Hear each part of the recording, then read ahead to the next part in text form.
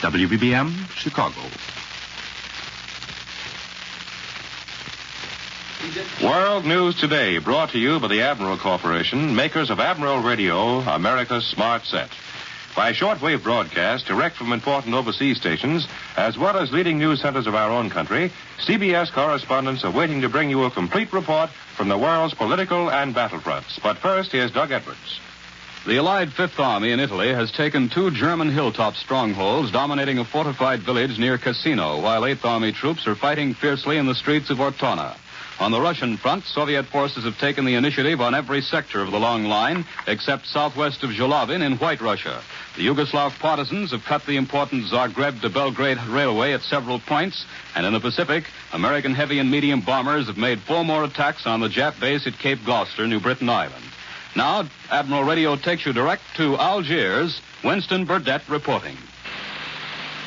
In the mountainous central sector of the Fifth Army front in Italy, American doughboys celebrated Christmas by pushing doggedly ahead in pouring rain, under wicked fire from enemy machine guns, and knocking the Germans off another peak in the outskirts of San Vittore.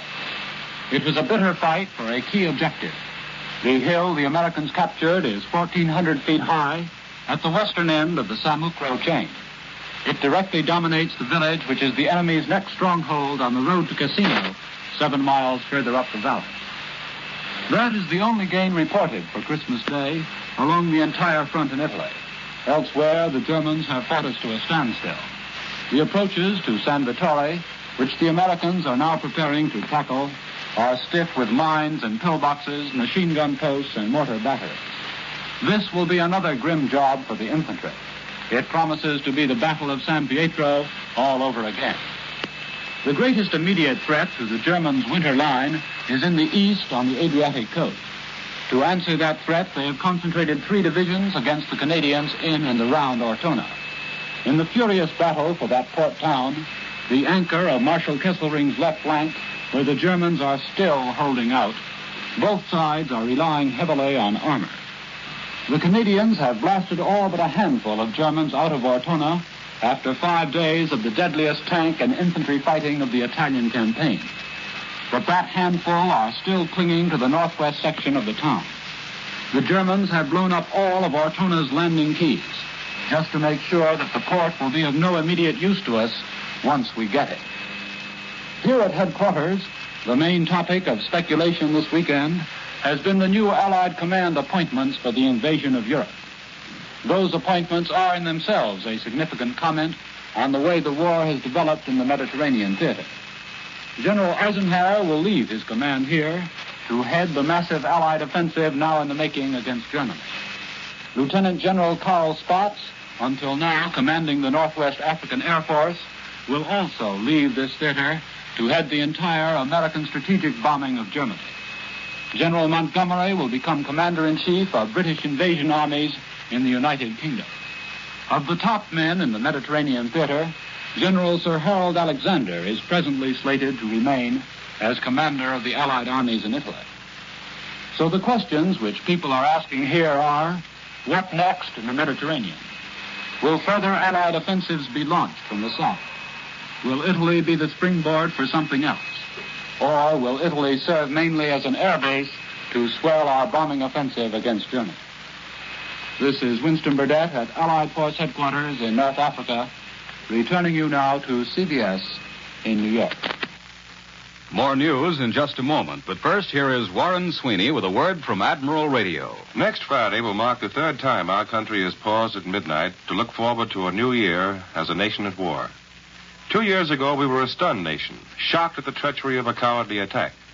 Last year, a nation engrossed in seemingly insurmountable difficulties in the process of preparedness. This year, an entirely new picture is presented. Production problems have been solved.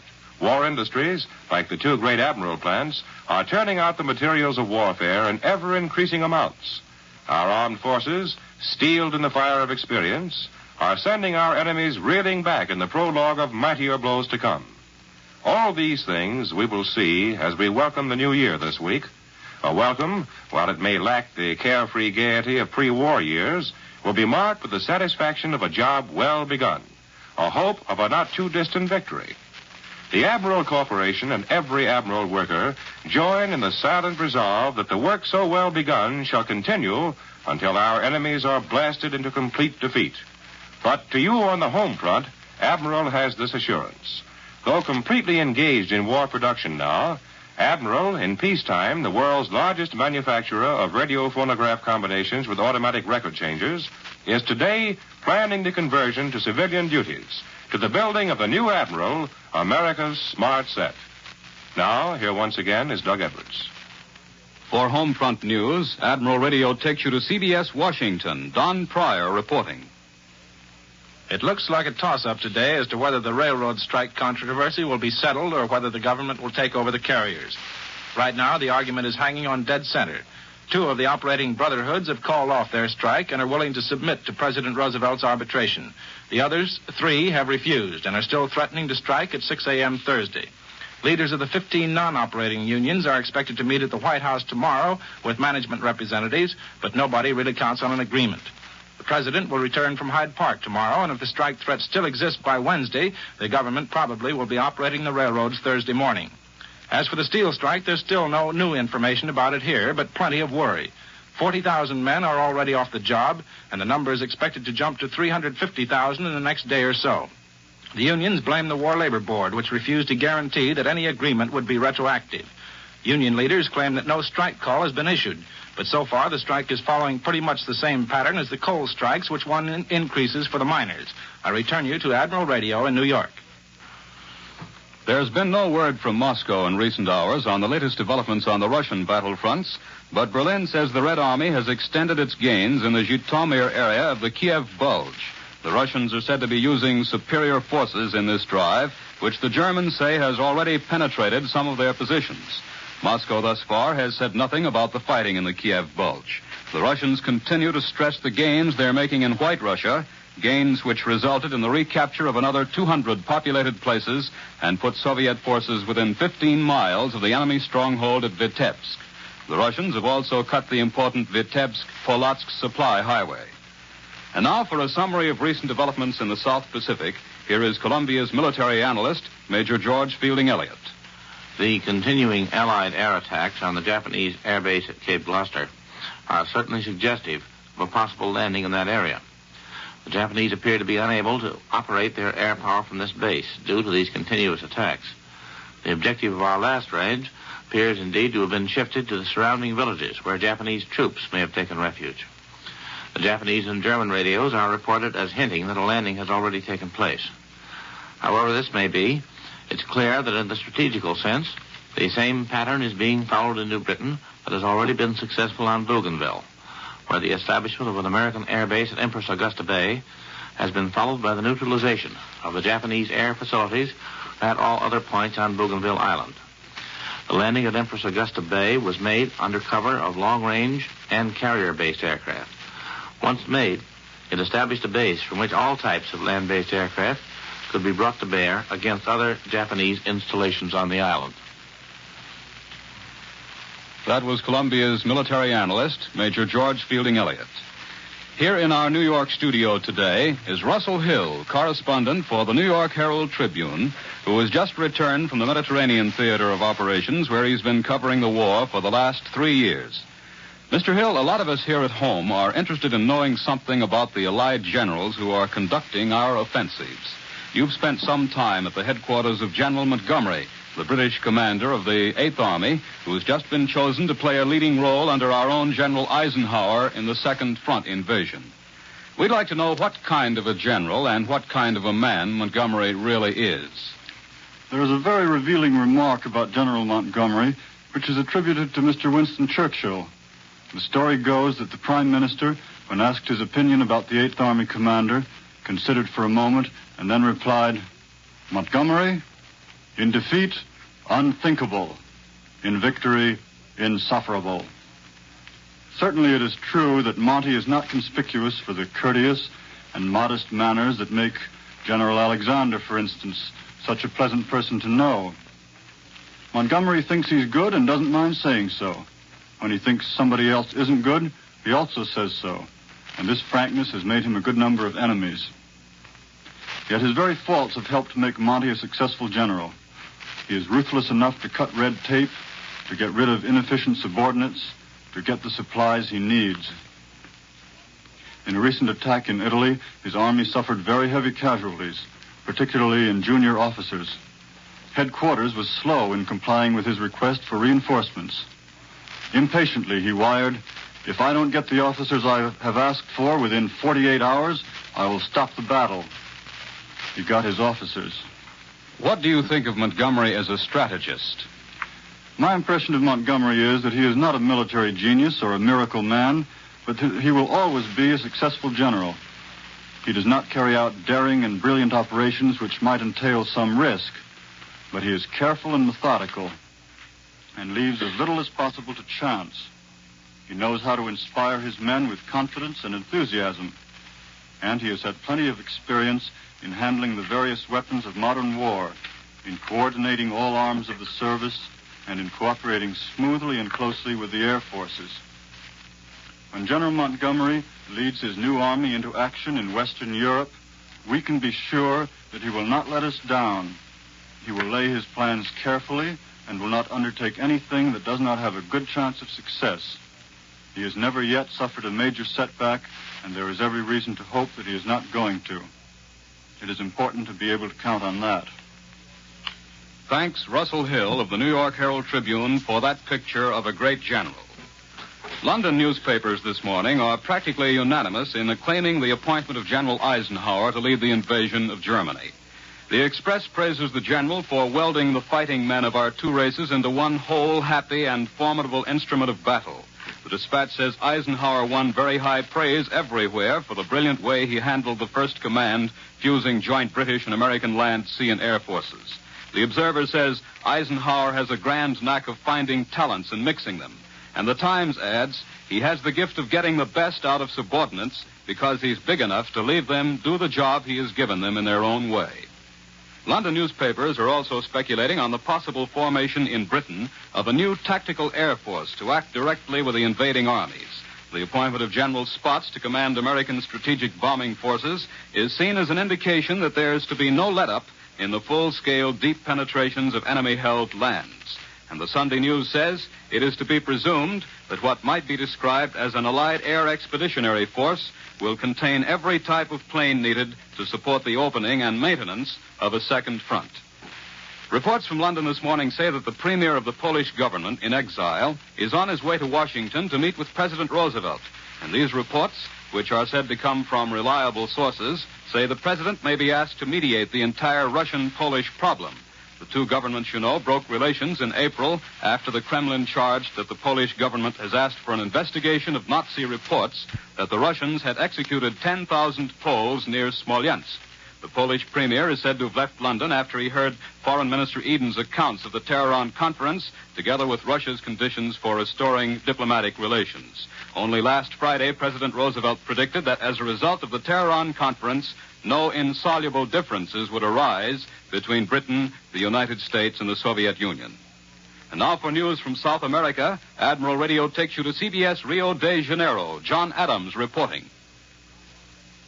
The American ambassador to Brazil, Jefferson Caffrey, left Rio early today for consultations in Washington. His last trip to headquarters was in August 1942, the month Brazil declared war against Germany and Italy. Since that date, however, Ambassador Caffrey has conferred with both President Roosevelt and Cordell Hull within the borders of Brazil. Most important local news of Christmas week was the visit of President Getulio Vargas to Sao Paulo, the great industrial center 300 miles south of Rio. The president conferred with business and industrial leaders on the problems of war production and post-war industrial planning. In Rio, the president's wife, Donna Darcy Vargas, held her annual party for the poor children of the city. They lined up for nearly 10 blocks outside the presidential palace in a pouring rain to receive their Christmas packages. In Copacabana Beach, the smart residential district, food prices were the highest in years. Turkey was 70 cents a pound. Scotch whiskey, however, was still available at $4 a bottle. Most members of the American colony opened their homes to entertain lonely American soldiers, sailors, and flyers who happened to be in port. They all seemed to have one idea about the war: to do the job they are told to do and get it done quickly, so they can get back home again, back to Hartford or Toledo or San Diego. They like liked the appointment of Eisenhower as Allied invasion chief. And when they talked of Roosevelt's warning of big sacrifices ahead, they said, he's talking about us and our buddies, and not the ones who are squawking and striking at home. One boy got awfully dreamy-eyed as he talked about his Sally, who was expecting a baby next month. He had asked his commanding officer if there was any chance of getting home for the big event, and the skipper said, "Buddy, you were there for the keel laying, but the war has got to go on. We can't spare you for the launching." This is John Adams in Rio, returning you to CBS and Admiral Radio in New York. Allied airmen continue to hammer Jap positions in the Central and South Pacific. For a report on these developments, Admiral Radio takes you after a brief pause to CBS Honolulu, Webley Edwards reporting.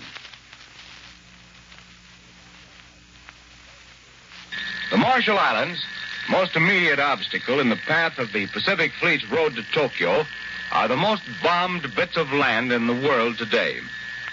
21 times in the last 8 days, Army and Navy planes have made the Marshalls their target, adding to the punishment dealt to these islands since mid-November. Within the last week, 2 and often 3 times a day, our planes have been over the Marshalls, dealing death and destruction to ship and shore installations there. Hitherto unknown names such as Kwajalein, Jaloi, Wotie, and Mili have become commonplace names in the communiques and news releases from Central Pacific headquarters. On the maps of the 7th AAF and of Fleet Air Wing 2, these clusters of coral atolls are hotspots marked for constant attention by heavy and medium bombers and fighter groups. In land area, the Marshalls are not important, but as airstrips and anchorages, flanking or obstructing the sea lanes to Japan, they are extremely important. And that is why these islands, in total area about the size of Rhode Island, are receiving the lethal attention of our Central Pacific air strength with such regularity. They are the forward group of stationary carriers the Japs have built up during the last 25 years as bastions for their hoped-for conquest of the Pacific and the world. Of all Jap-held bases, they are closest to our offense frontier here in the Hawaiian Islands. It has taken us a couple of years to establish our own bases near enough to them to give them a daily plastering. In the early days, our strikes were by fast-moving carrier planes. And then we started moving toward them through our occupation of the Ellis Islands. And then more recently, through our occupation of the nearby Gilberts. The Marines at Tarawa gave us a most important airstrip there, from which our fighter and medium bomber planes could augment the attacks of the longer-flying heavy bombers from more distant islands. In the middle of the day's news, bombings on Berlin and other key German cities, predictions of an offensive against the European continent, and tremendous gains in Russia, the Marshall Islands may appear as tiny bits of land in a vast Pacific, far from the ultimate objective of our Pacific forces, which is Honshu Island in Japan. But mark this, they are 2,000 miles nearer to Japan from Hawaii, and that would be pretty good ground gaining in anybody's league. This is Webley Edwards at Pearl Harbor, returning you to Admiral Radio in New York.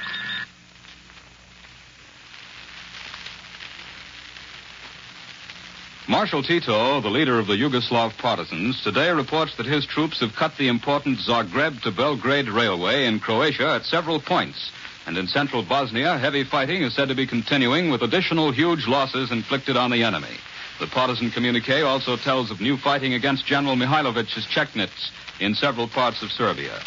From Cairo comes the suggestion that if and when the Allies open an offensive in the Balkans, General Sir Harold Alexander will be the top man.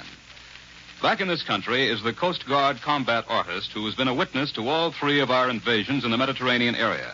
For his story, Admiral Radio takes you to CBS Washington. Don Pryor reporting. This war has had a tremendous impact on all kinds of people. How each one takes it is the measure of himself. How all of us take it is the measure of America's great strength. Here is a young Midwestern artist, John Stephen Gretzer, 23 years old. 10 months as an artist for the Omaha World Herald, art study under Thomas Hart Benton, then night school and a job at the William Rockhill Nelson Art Gallery in Kansas City. And what then, John? Then things were changed. I joined the Coast Guard, went to Manhattan Beach, New York for training, and was assigned to sea duty 1 month later. Just like that? And I've been at sea on the same ship almost continuously ever since. Right out of the solid Middle West. And why did you pick the Coast Guard, John? Mostly, I guess, just because I'd never seen the sea and wanted to. Do you like it? Frankly, I didn't like it at first during that month of training. It was pretty rough for an artist anyway. But I liked the sea immediately, and after a while I got so I liked almost all of it. Especially after we'd been through a couple of invasions. Which invasions? We were in all three of them. North Africa, Sicily, and Italy. I was on a Coast Guard transport, the Samuel B. Chase. Well, you sound sort of proud of that ship. I am. She's known as the Lucky Chase. At Iran, she was only one of a group of 4 transports that wasn't sunk by bombing. She was attacked morning, night, and sometimes oftener for days on end. She stood off Jella, Sicily, unloading troops and taking on wounded for several days, with bombers overhead all the time. At Salerno, she did the same thing, only there it was twice as tough. On the way back from there, sailing through a channel in the minefields, she went through the worst night bombing attack I've ever seen. At least an hour and a half with the air full of tracer shells and bombs exploding all around. But in all that time, 18 months, she was never damaged once. She never lost a single man, and nobody in the crew was even wounded. Well, the Lucky Chase is right. John, where did you spend last Christmas? At Gibraltar. We laid up there for a couple of weeks. Homesick? Gosh, yes. I had just been married 1 year before on December 26th. It had been a long time. The boys had a Christmas celebration on board with turkey and all the rest. But we hadn't received any mail for several months. Not even a letter, much less Christmas packages. On top of that, I drew a gun wash Christmas Eve and had to miss the celebration. But this Christmas was different. Yes, this was different. Mrs. Gretzler is right here in the studio. She arrived in Washington just 3 days ago, and she and John spent Christmas together. For the first time, incidentally, they've been seeing each other for 10 months. John is now a combat artist, and he'll stay here for a while, putting his experiences onto paper and canvas, and then out to sea again. But incidentally, don't let that word artist fool you. John is an artist, all right, and a good one. But combat artists in the Coast Guard are fighting men, first, last, and always. They do their drawing when they can. I return you to Admiral Radio in New York. And once again, here is Warren Sweeney with a word from Admiral Radio. With the Admiral Corporation and other radio manufacturers devoted entirely to wartime production, the radio you now have has become practically irreplaceable. But no matter how careful you may be, breakdowns are bound to occur at some time or other. If your set fails to operate perfectly, however, there are some things you can do before calling on your busy Admiral dealer. Certain checks you can make to determine if there is actually a structural failure. For example, are you sure the plug is firmly inserted in the light socket or that the wire on the plug is not loose? Servicemen can tell of many calls made for something no more serious than that.